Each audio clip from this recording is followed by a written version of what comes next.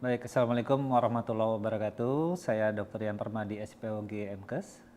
Saya saat ini berdinas di Rumah Sakit Muhammad Hussein, Palembang.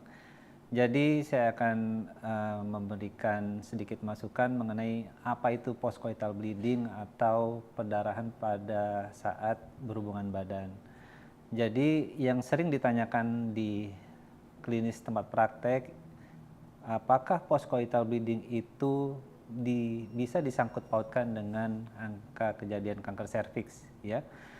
Jadi pada saat ini memang postcoital bleeding juga kita harus bisa melihat kondisi dari pertama, seorang klinisi juga harus melihat kondisi dari mulut rahimnya itu sendiri.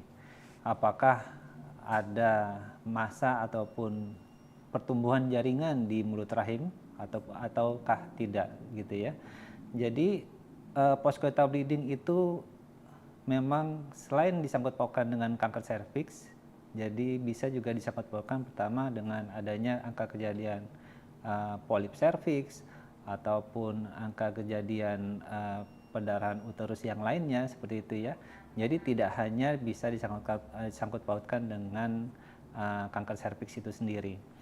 Jadi sebelum dipastikan bahwa itu adalah kanker serviks atau bukan, biasanya seorang dokter yang pertama akan melakukan pemeriksaan pertama adalah dengan melakukan USG ataupun dengan melakukan pemeriksaan dalam, ya. Dan juga biasanya dengan postcoital bleeding ini sendiri biasanya kadang-kadang akan sertai gejala-gejala lainnya, ya, apabila itu disangkut pautkan dengan kanker serviks, diantaranya adalah keputihan, baik itu keputihan yang berbau ataupun yang sudah berubah warna gitu ya, dan juga ada nyeri panggul ya, ataupun ada riwayat bergonta-ganti pasangan pada saat berhubungan badan gitu ya. Kenapa sih bisa terjadi postcoital bleeding yang apabila itu disangkut pautkan dengan kanker serviks? Jadi postcoital bleeding itu sendiri sebenarnya adalah suatu jaringan yang mudah rapuh yang posisinya atau jaringan itu sendiri ada di mulut rahim, sehingga pada saat gesekan dengan penis oleh pria itu akan menyebabkan perdarahan yang bisa menyebabkan perdarahan yang cukup masif atau banyak. Jadi bagaimana penanganannya? Jadi biasanya postcoital bleeding ini apabila sudah disertai dengan adanya pertumbuhan massa atau jaringan yang disangkut pautkan dengan kanker serviks, ya biasanya seorang dokter akan melakukan yang namanya biopsi. Kalau itu ada jaringan sudah tumbuh di dalam mulut rahim. Apabila belum ada, biasanya cukup dilakukan pap smear. Tapi kalau misalkan sudah sampai ke gejala yang namanya postcoital bleeding atau perdarahan, itu memang pasti berarti sudah tumbuh adanya jaringan di luar jaringan normal dari mulut rahim itu sendiri.